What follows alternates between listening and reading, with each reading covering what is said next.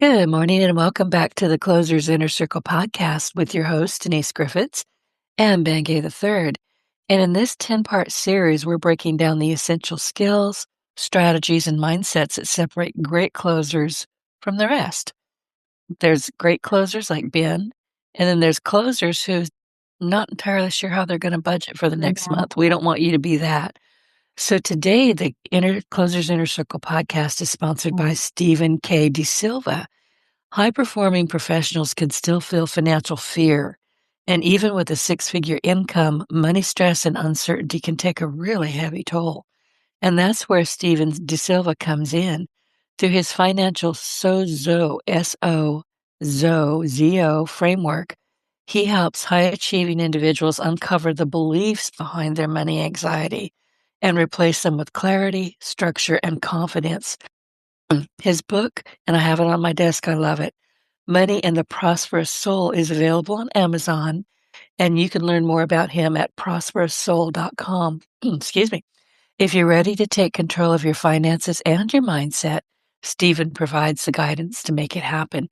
So now back to what we're talking about today. This is part 7 of 10 episodes that we started at the beginning of the year. And our topic today is preparation happens, before the conversation, where we focus on the one thing that often determines your outcome before you even speak. Preparation. Ben and I talk a lot about that. We'll explore what true preparation looks like, not scripts, although you do need scripts, or memorize lines, but I can't talk, Ben. I told you I couldn't. But I'm John. We're all friends. I don't know. But we're really looking at mental readiness, clarity of purpose, and understanding the purpose across the desk or the phone from you. Excuse me, I'm losing my voice on top and not being able to talk. This is going to be fun. So this episode shows you why winging it, and I wing it a lot, I'll tell you, costs more deals than rejection ever will, and how calm confidence always starts long before the conversation begins. So by following us in this series, we'll be at 10 in about 3 weeks, I think. You'll learn how to step into every interaction with clarity, control, and the edge you need to succeed, and the confidence that you need to succeed. So be sure to grab your Closers Books Parts 1 and 2 by going to Ronzoni Books on eBay. It's Ronzone Books on eBay, and Ben sends them with free shipping, and they are signed and dated by him. Good morning, Ben. Good morning. How are you? I'm good. Can't talk, can't breathe, but it's all well. Other than that, Yeah. how are you?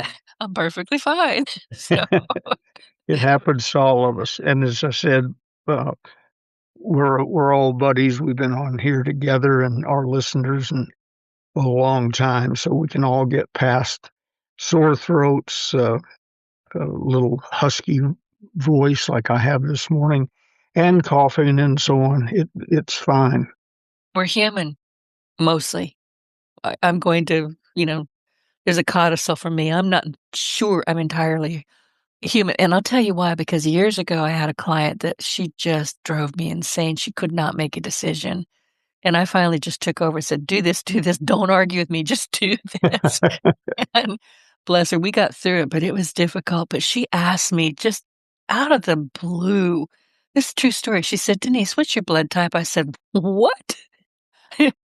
Nobody asked me that except, my surgeon, if I have one. And I said, why do you ask me that? She said, I'm willing to bet that you're A negative and you have, you're a double negative, A negative, RH negative. And I went, oh, yeah?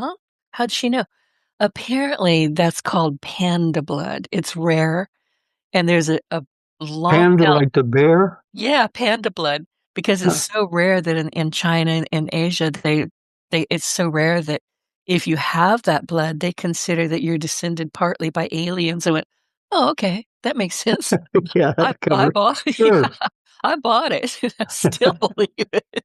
So you never know what people are going to ask you when you're not prepared with a ready answer. So that goes back to why we need to be prepared.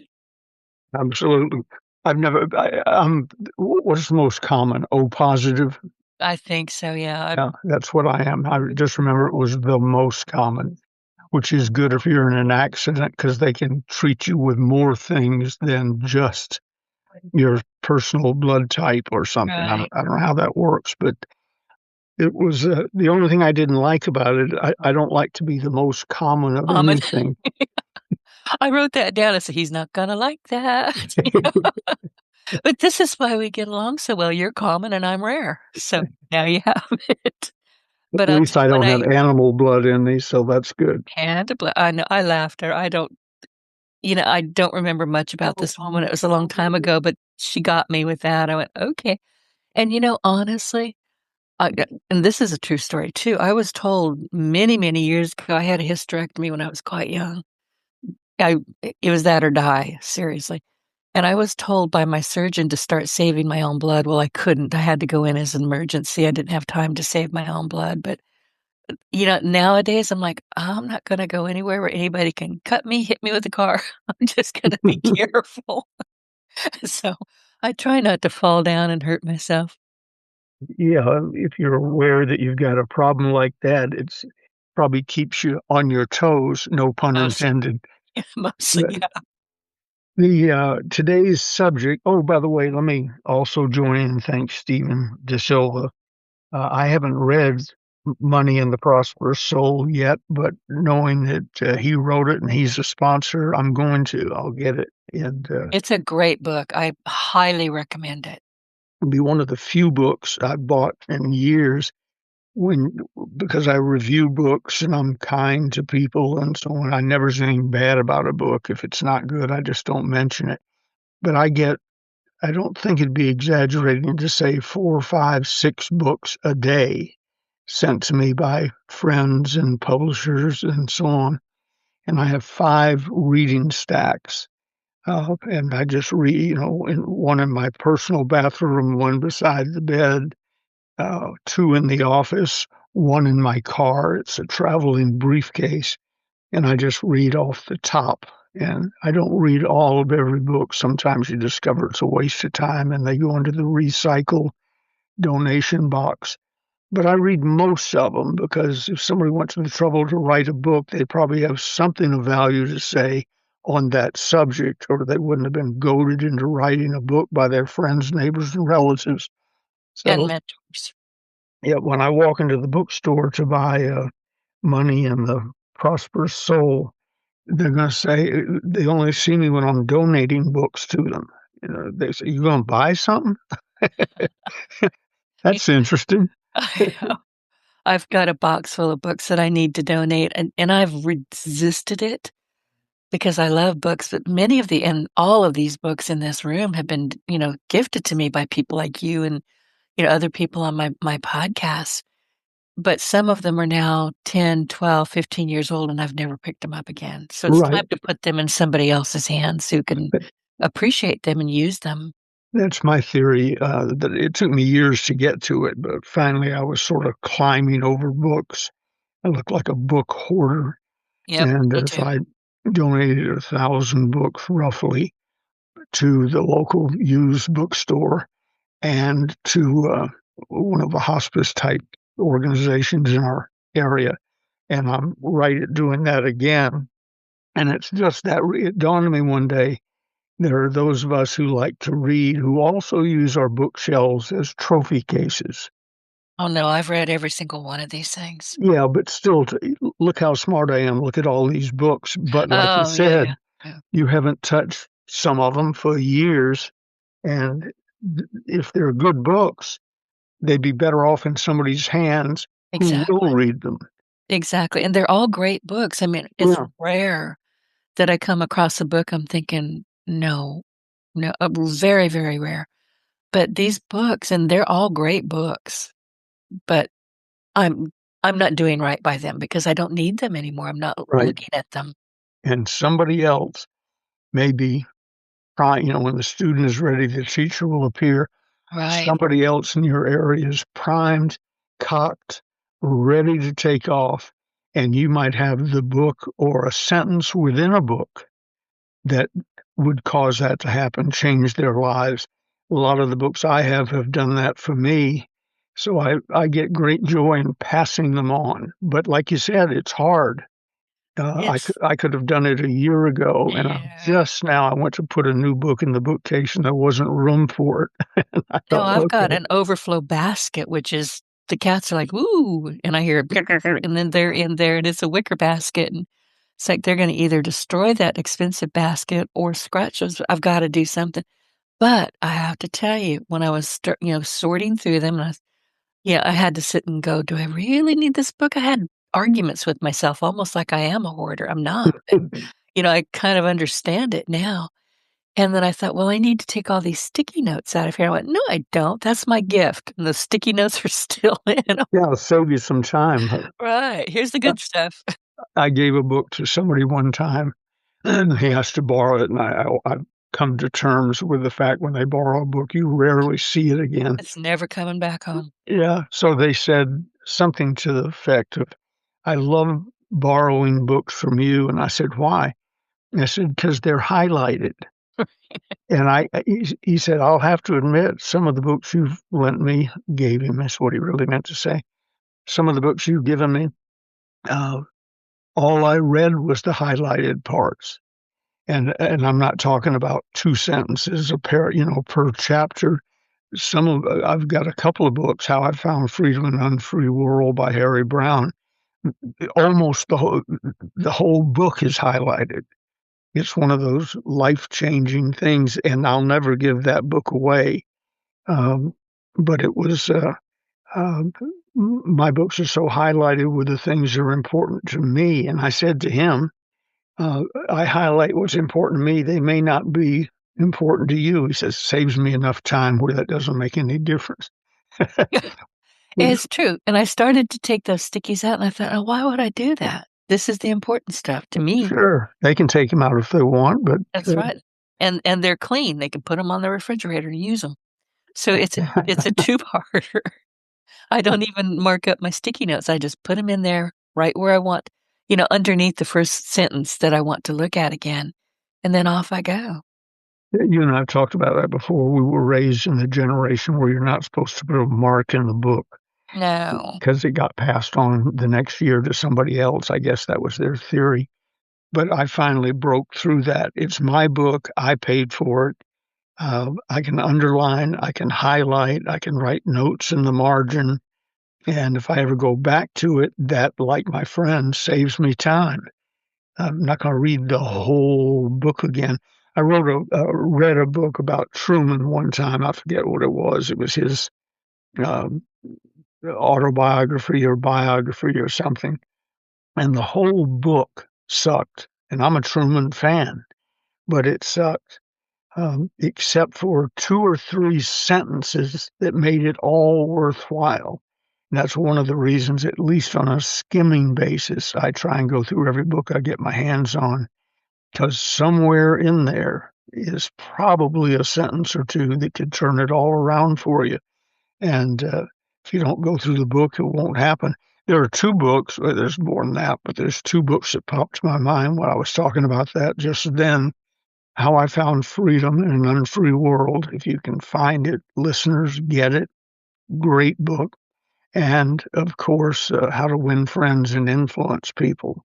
Mhm, Uh, I uh, have that one. yeah, and I always smile when I say that because, as I've told you before, when I visited Charlie Manson in his cell, he had one book at San Quentin, one, not even the Gideon Bible that they give to everybody. Apparently, he'd given his away, It but he had, probably caught it on fire. yeah, If he perhaps so. touched it, it Yeah. probably burst into flames. Speaking of setting on fire, he sued to be turned loose in the general population because he'd been on death row. And then they were going to put him in the adjustment center, which is where I met him, which is sort of death row junior. They're not going to kill you, but you wish they would. Yeah, death row So adjacent, apparently. he sued them to be turned loose into the general population, so they had to. They said we're endangering his life. Well, there's no reason to keep him locked up. He hasn't done anything there that would warrant that. So they turned him loose in the general population in less than an hour. Somebody who'd gotten their hands on a can of lighter fluid squirted it on him and set him on fire. You're kidding, I didn't Yeah, never read about that. yeah. I mean, I So understand it, but he had a yeah, I'd have lit it, but I didn't know it happened.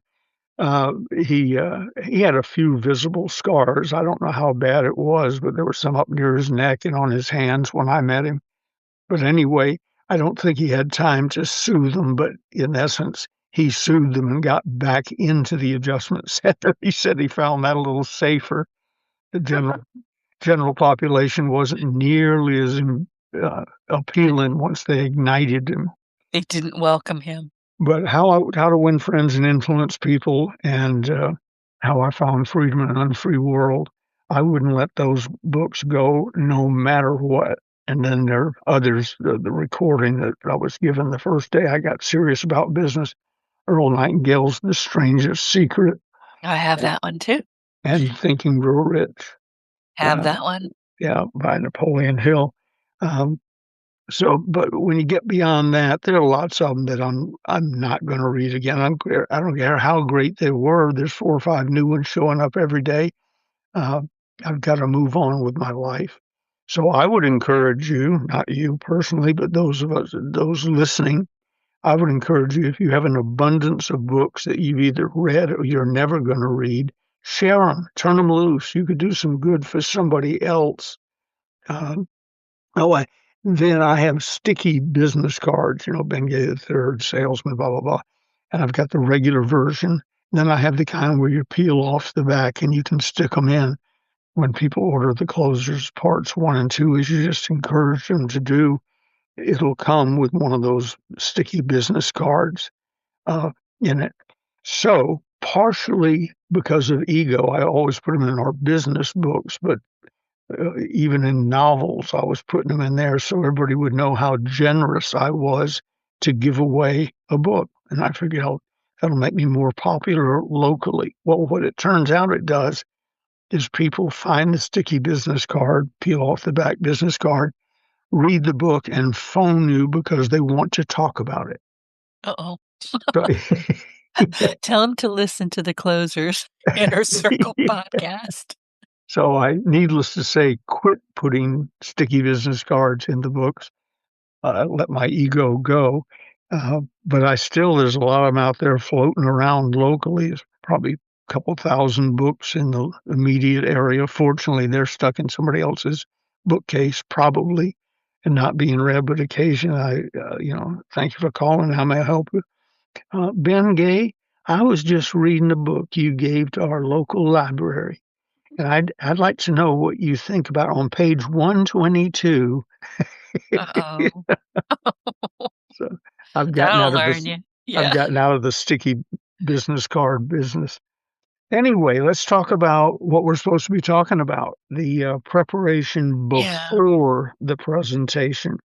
As I'm fond of bringing up because I'm proud of it, I have a closing percentage of 86%, and probably the best-selling books on selling ever published, or almost, pure sales books. I think they probably sold more than anybody else. I've seen people claim they've sold more than anybody else. And if I'm talking to them, I say, how many you sold?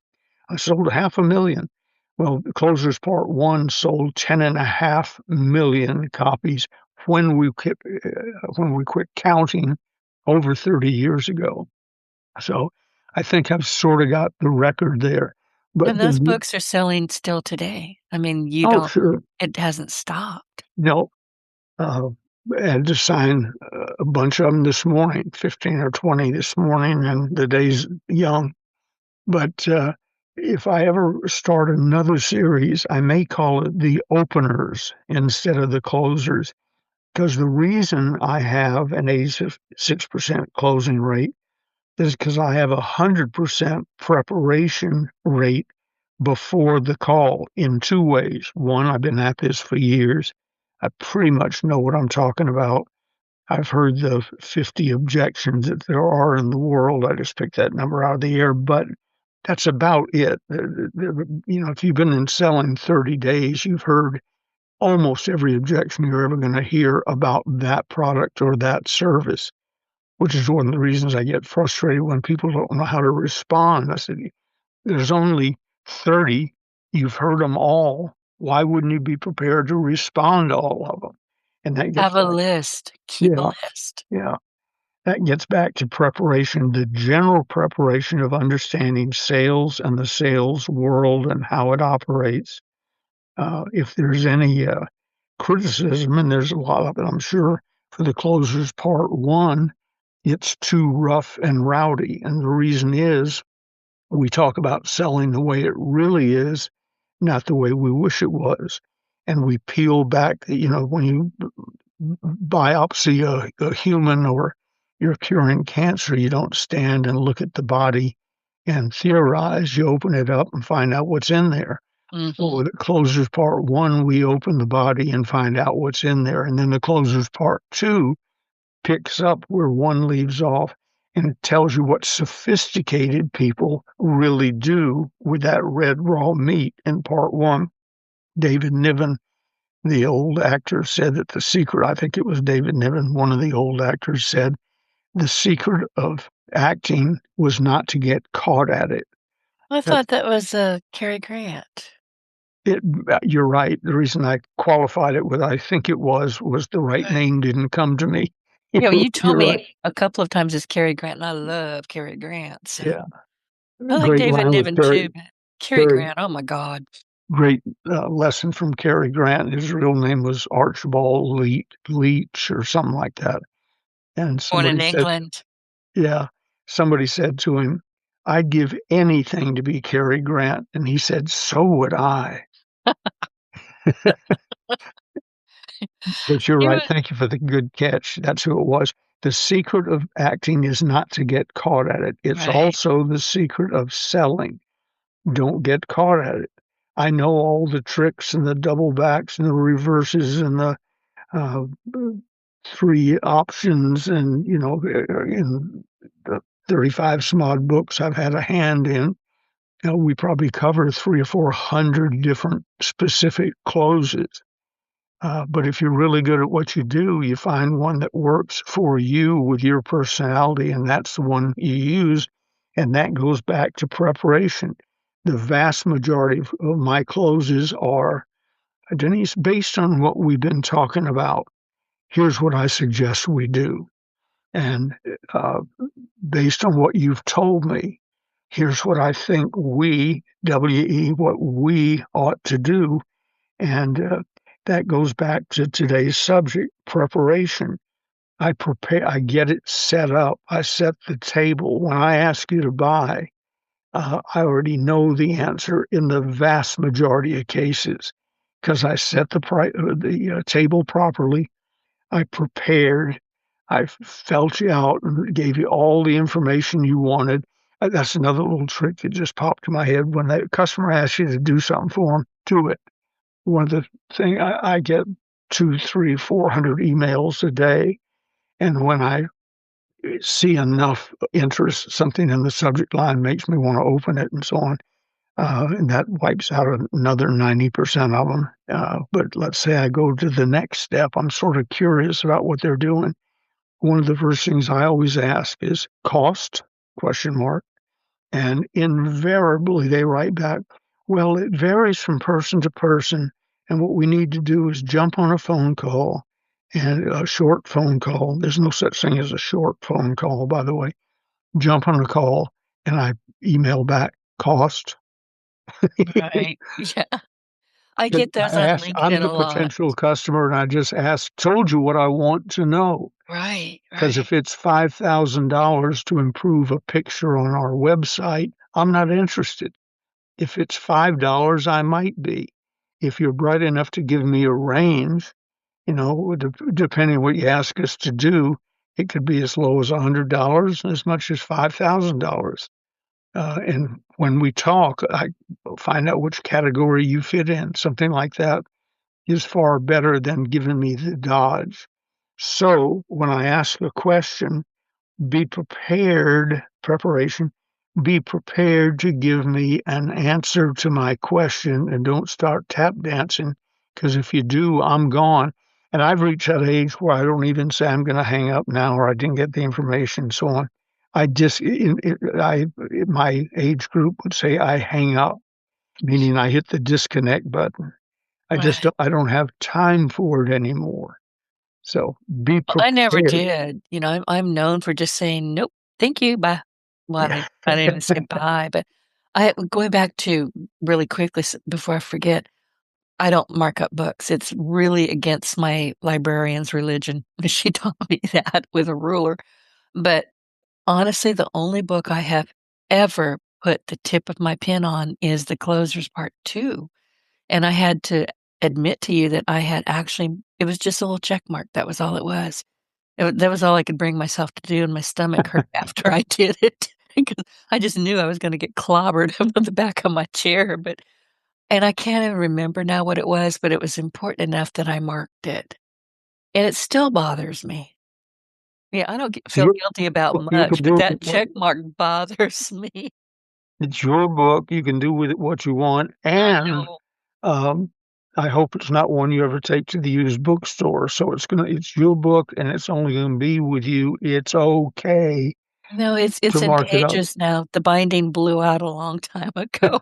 It's in I've opened it and shut it and opened it so many times that there's no glue left, and I have to be careful picking it up because pages may go flying, and then one of the cats goes, "Ooh," and off he goes with it, so That's how it all started when I bought I a know. copy of The Closers Part One. It was just called The Closers back then, and got it and flipped through it. If I'm confusing our listeners, I got the rights to what is now The Closers Part One, rewrote it, and turned it into the bestseller of all time. They, the first publisher, printed 500 copies, sold one. It was to me, and later I bought the other 499. But that happened to me. I opened up the package reluctantly. It looked like it came from the Mad Bomber, and flipped through it, and pages shot all over my office. So even brand new, Right. it didn't have any binding in it. Yeah, Cute my story. I don't poor know if I've ever told you. One of the guys who's in, there were three of them involved in The Closers. The one who claimed to have written it, I don't think he did. I put him up in front of a seminar room one day and had to go save him because they began questioning him about what did he mean when he said this or that. And it was sort of obvious that he probably didn't write the book, and I don't even think he read the book.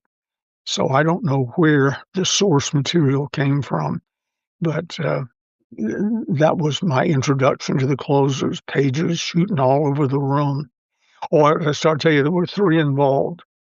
Uh, Ray, the money man, Jim, the supposed author, and a third guy. The third guy worked in a print shop. So his contribution was at night, after the print shop shut down, he would open the door and the three of them would sneak in and print The Closers. Uh, one, on the boss's time and money. yeah, time, money, and printing press and ink and everything else. The book So, had to be born, obviously, it just had to be born. so I have great experience with poorly printed, bound copies of The Closers. It was probably the only reason I hesitate to think if that hadn't happened, which I found fascinating. I gathered up the pages, put a rubber band around, was about to throw them in the trash can, threw them in my briefcase, thought the next time I'm on a plane, bored out of my mind, I'll put this back together, and so on. By the time I landed at LaGuardia from San Francisco, I'd read enough to know I had found uh, the, the stone tablets of Yeah, seven. the Rosetta Stone. Yeah, Yeah. and I'll tell you the punchline again. I went to a payphone. Didn't have cell phones in those days. Went to a payphone, dialed the number. I said, "Hi, I just finished reading The Closers," and the guy said, "Oh, Ben Gay or Mr. Gay, how are you?" I said, "I didn't give you my name." He said, "Well, we printed 500 copies. We ran one ad one day in the Wall Street Journal. We sold one book.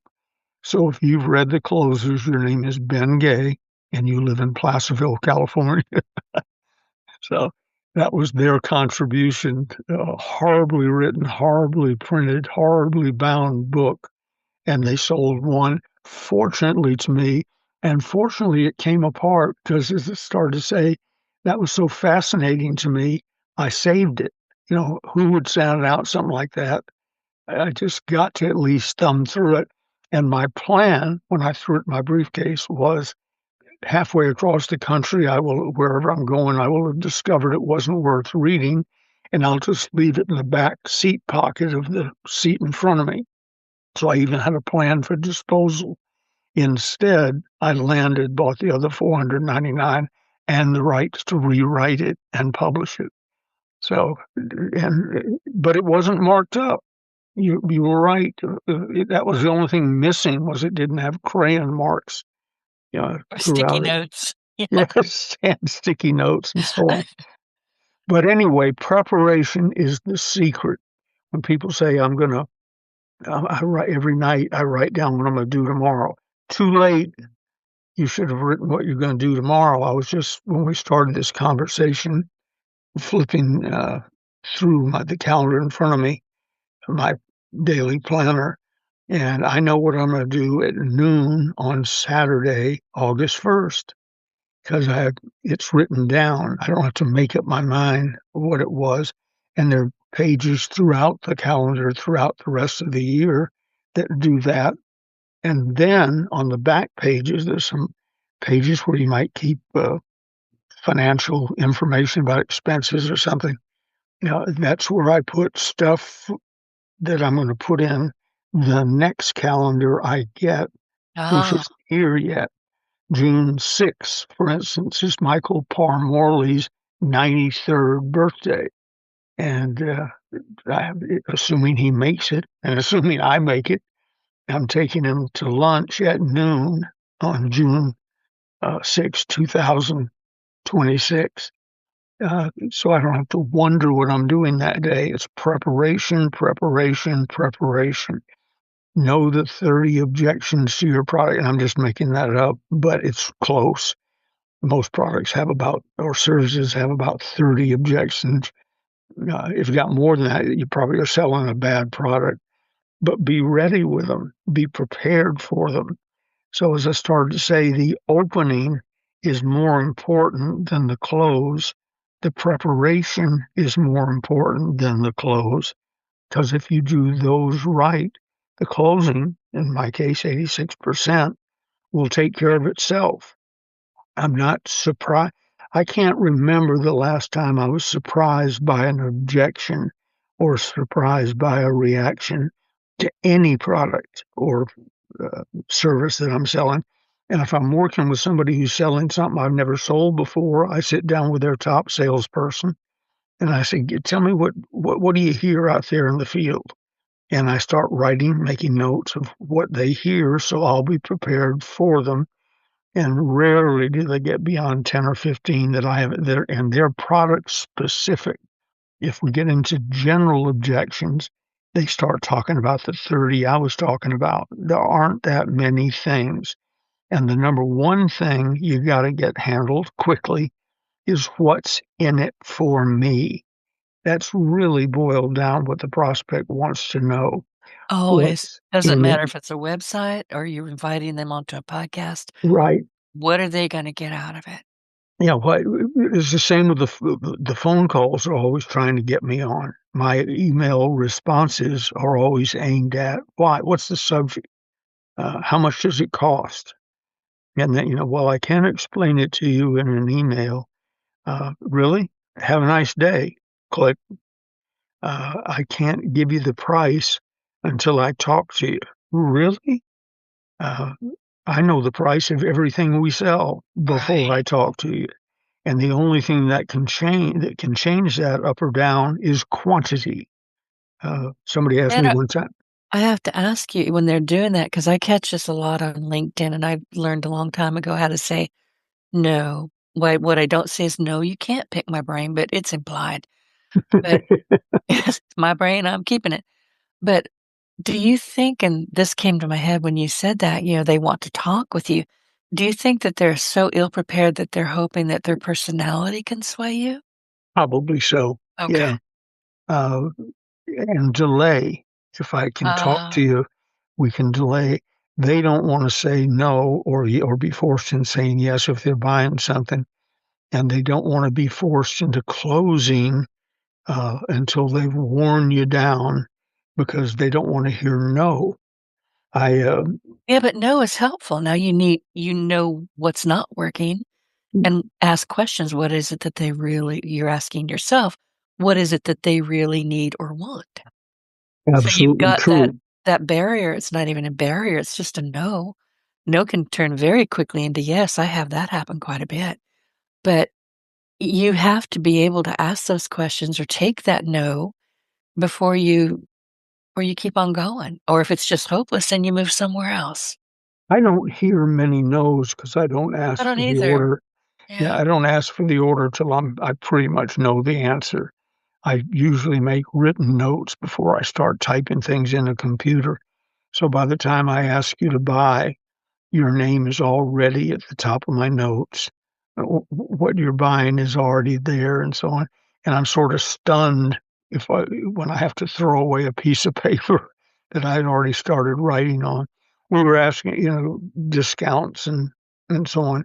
Uh, my speaking fee is a set figure, but not too long ago when it was at a lower figure, a guy said, "Well, how can I get better pricing than that?" And I said, "Oh, as I'm reaching for the closers, because I knew in the back we had a discount schedule, 1 to 9 units, full price, 10 to 25 units, 10%.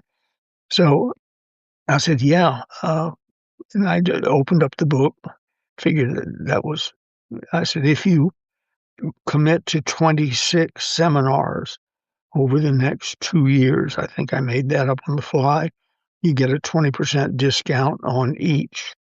After you get halfway through the commitment, it'll be retroactive, and then from that point forward, in other words, I'm not giving a 20% discount to you and then discovering you're only going to book one seminar." So we got to see some action on your part.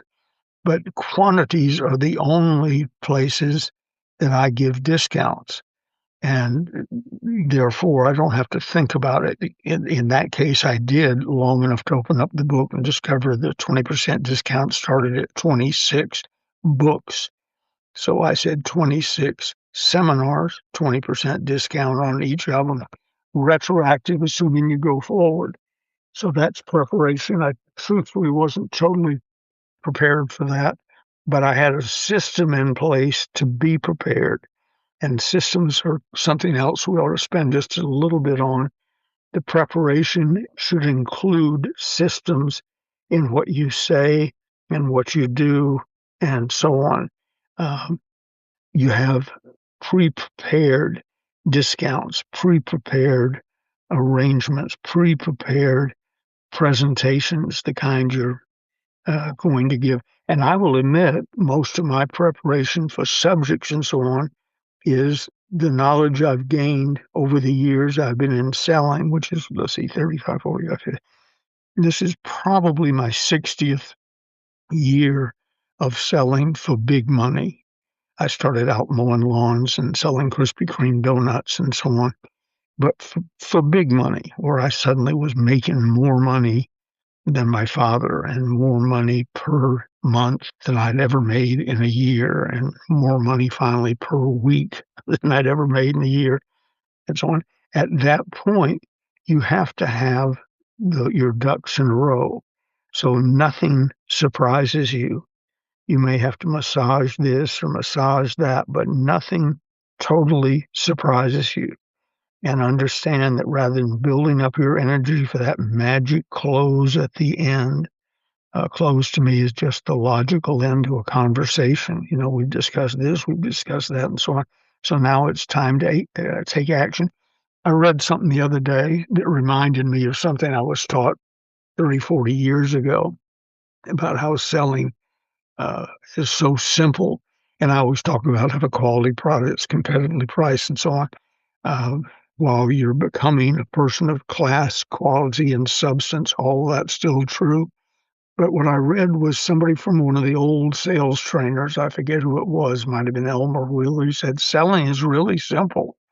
Tell them what you have, tell them what that will do for them, and tell them the action you want them to take now. Now, the presentation might go on a year, an hour.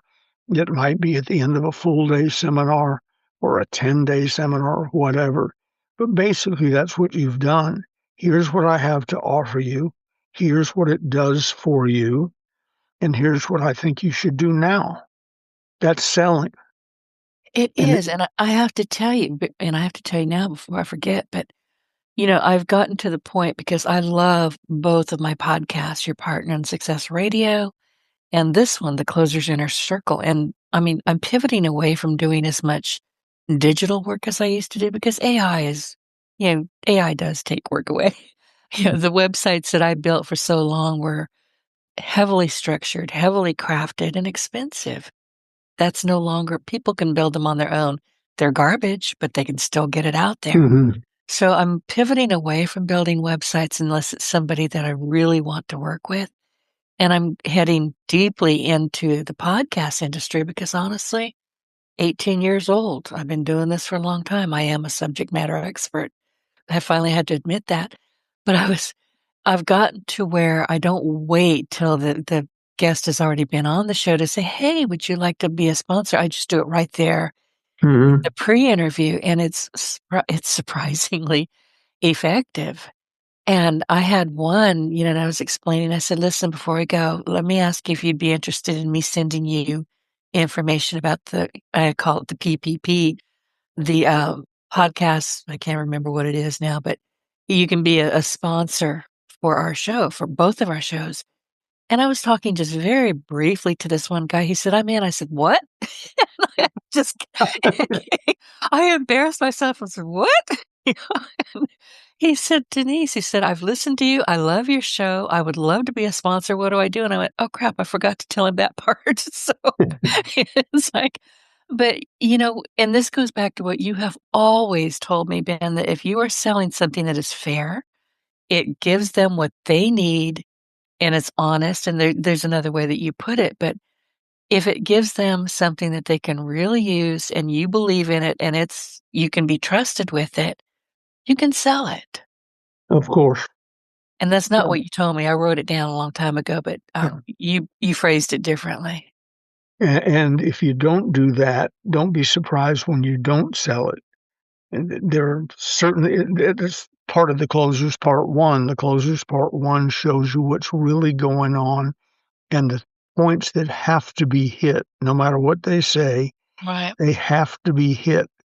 I was buying something in a hardware store the other day, which is a foreign experience for me. I don't fix things or do things or whatever. I think I was sent for by Gigi for some reason, and he said in so many words, "Oh yeah, here it is, boom, 10.99, 12.99, whatever it was." And I thought to myself, "No, you're supposed to ask me what I'm going to do with it." Yeah. And then tell me how to do it. Yeah, because I may be buying the wrong thing.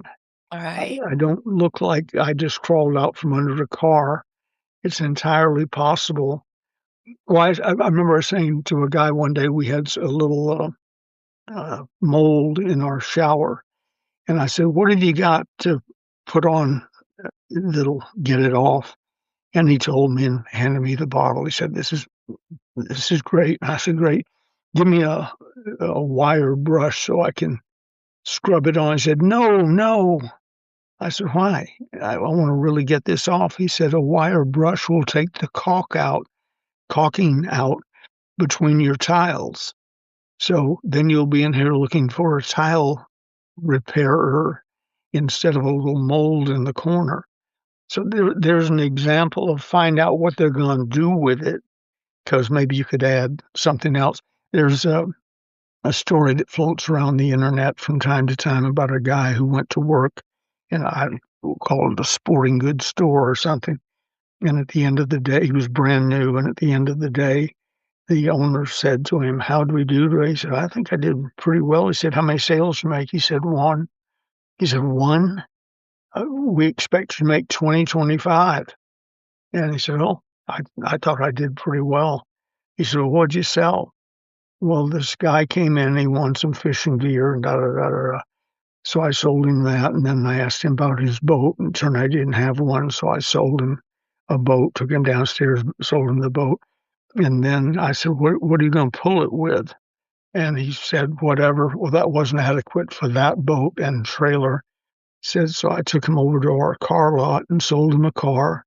And then, you know, so the whole thing came to uh, whatever. And Multiple thousands of dollars. yeah, and he said, that's amazing. He said, what did he come in for?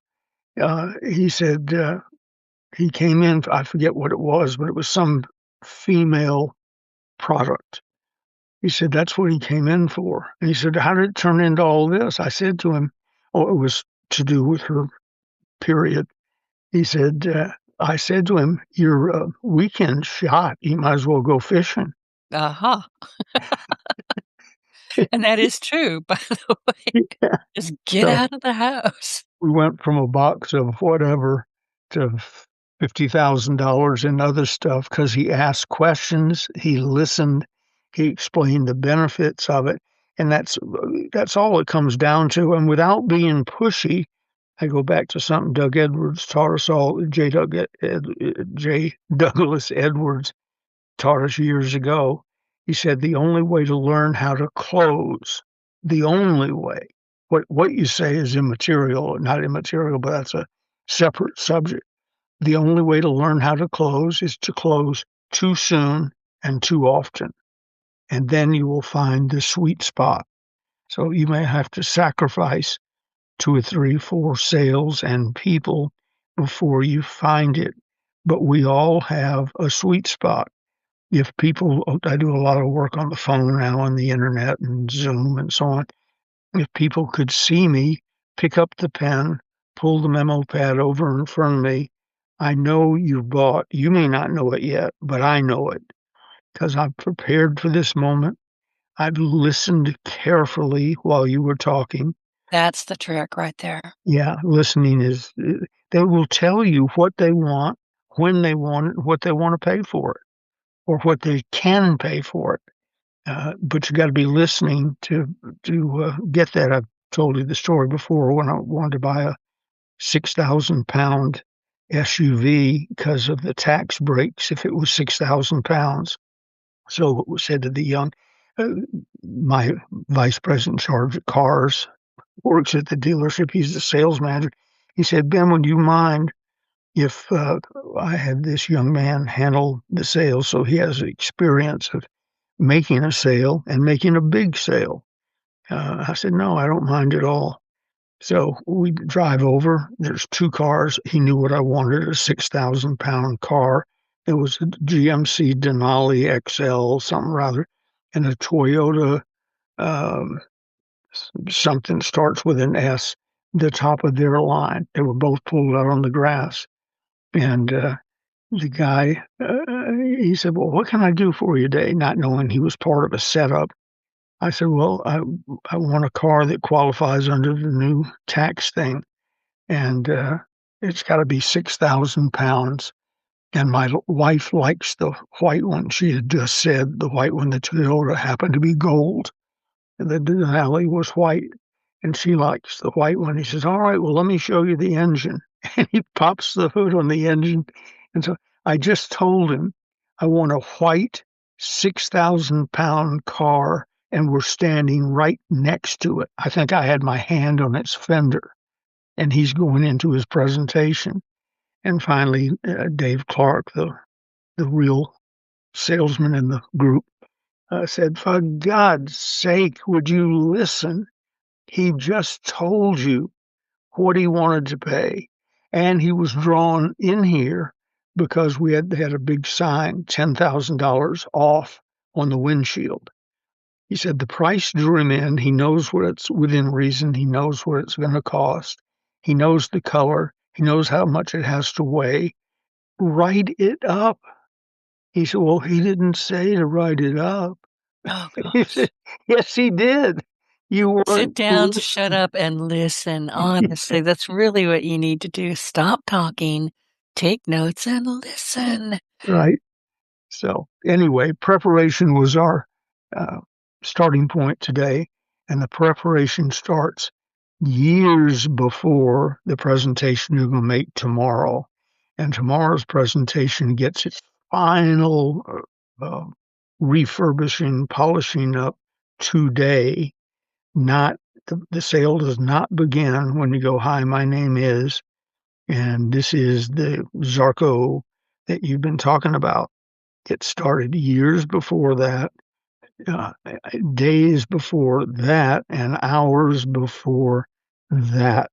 As I've told you before, when I go out of the office or the house in the morning, it's it's become a joke, but I still do it. I say, "It's showtime," because I'm on stage. I'm a professional salesperson, a professional speaker, and a professional expert on fill in the blank, or I wouldn't be selling it. Meaning, whether it's a week old in my inventory and repertoire or 30 years old, I've gotten to know the stuff backwards and forwards. And then I try and keep it as simple as possible. I'm told that there's something like 7,000 parts, kind of counting little nuts and bolts, 7,000 parts on a car. The customer wants to know about two or three of them, and he or she will tell you which two or three. But basically, it's where's the steering wheel, where's the ignition, how do the brakes work? Mhm. And And is there a cup holder? yeah, yeah, yeah. Where's the phone charger go? Right. Where's I the said to patch somebody, cord? said to one of our kids the other day, not a friend of one of our kids, one of our honorary people that hangs out in the back house. And I asked him, first of all, I asked him to back the car up and move it. There was one in the way. And it's a stick shift. Oh, And I can drive that. well, you can. He couldn't. He came back in. He said, "I can't get it to move." And I said, "Why?" He says, "Well, it's got one of those funny gear shifts, and there's three pedals down there." I learned to drive in San Francisco Oh, with I was madly dangerous. yeah, that'll cure you Yeah. and the other road warriors Yeah, there I'm with you. surprised that I survived it, to be honest. Sanford, the risk of sounding racist, which I'm not. San Francisco with its hills and Lombard Street with its curves, Mhm. I didn't try to go down that, I knew better. I knew and I would die. then a bunch of Asian drivers, many of whom can't see over the dashboard of the car they're driving, makes if you can drive in San Francisco, you can drive anywhere. Pretty much. We used to Yeah. talk about you talking about Asian drivers. Here, for the longest kind of time, I think most of them have died out now, but we're in Catholic country, and this is Lent. And by the way, I'm not Catholic, but I gave up chocolate, which I do every year because I hate the stuff. So if anybody It's says, "What'd you easy to give get. up for" yeah, I "What'd always you give give up up for Lent?" Brussels sprouts. Yeah, chocolate. But we had and they were a menace. I actually got hit by one, and I had a big van, and this poor little nun, there were 2 of them in the seat. It was an old, station wagon. It wasn't a Woody, but it was close. And she ran a stop sign in the little town next to me that had a stop sign. She found it, but she missed it. And she went I didn't I looked over because I caught something hurtling at me, but I didn't see anybody driving it because the steering wheel was bigger than she was. And she knocked me into a ditch, and I hit the windshield, and yeah, I got out and I looked at her. I said, "Why did you do that?" She said, "I couldn't find the brakes." I was like, "God, don't ever drive again." I called her mother superior. I said, "Don't give her any more keys." They're hazardous. Sweet, sweet, sweet, but God, they were dangerous. I've I was an adult. I lived here in the Bay Area at age 6, but those were just the stories I heard about. I didn't Right. come back and start driving around with them till I was about 25. And we were living in Marin County, which is sort of rural and so on. So that was fine. And then I went over to San Francisco within a week of landing here, and it was a different world. Oh, yeah. The Yeah. little bitty people, the bad drivers, the steep hills, the windy Lombard Street, the crooked street in the world, I think it's called, and they all find it somehow. Mhm. If you don't know how to drive, you find Lombard Street. I Oh, wouldn't yeah. live on Lombard Street. There's enough money to give me. Anytime you go out of your house, you're likely to be killed in your own driveway. Or slide right down it. Yeah. So Yeah, it's a crazy place. I always thought it was, but yeah, that's where I learned to drive in an old Triumph TR4. I bought it. It was elderly then, but it was the only thing I could afford. And I'm telling you, I was dangerous. I really am surprised that I survived any of that. let me jump in with a quick word. I think we've beaten preparation pretty much into the ground. A quick word on my coaching uh, thing. I get questions, well, what exactly does your coaching do? And the answer is it does. If I'm qualified, I turn down people who are up to something I don't understand and don't want to understand. But if you're a normal human being in business, my coaching can be of great help to you. And what I do is I just follow the model that I watched Dr. Napoleon Hill use on me when he was hired to be my coach back when I was 25, I think.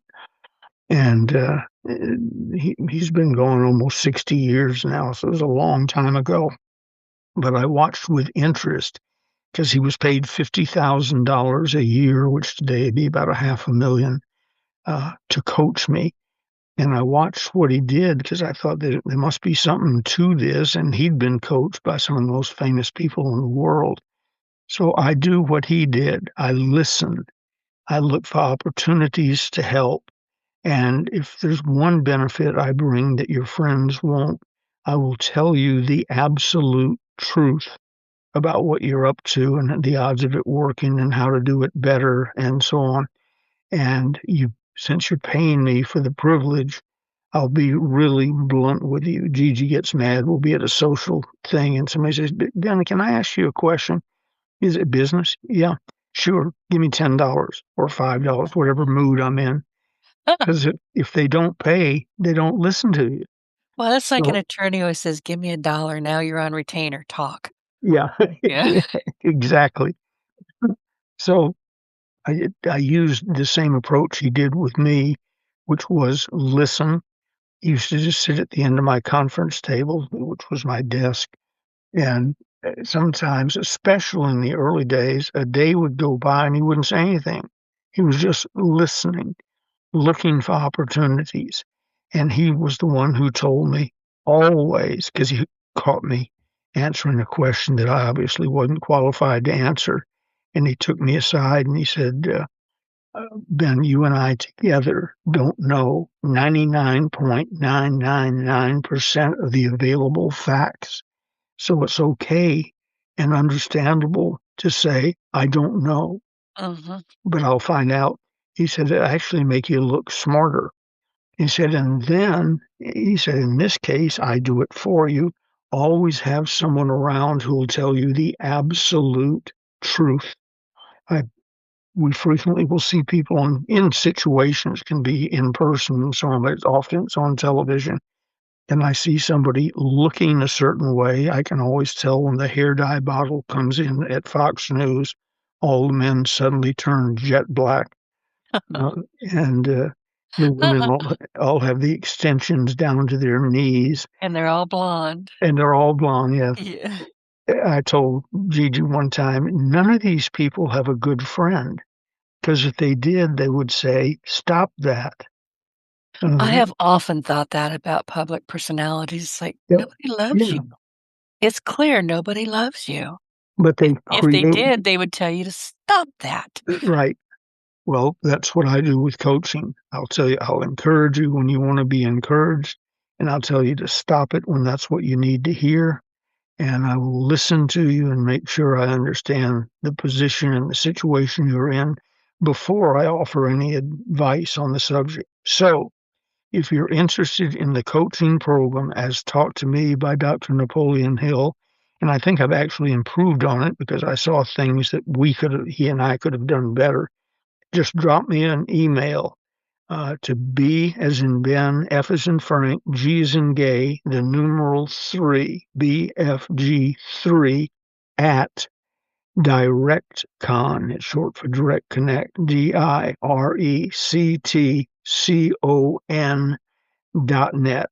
Subject line, put coaching, and I will send you without cost or obligation of any kind how the coaching program works. And good news, that'll be it. The ball's in your court. No one's going to call you and phone you and start harassing you.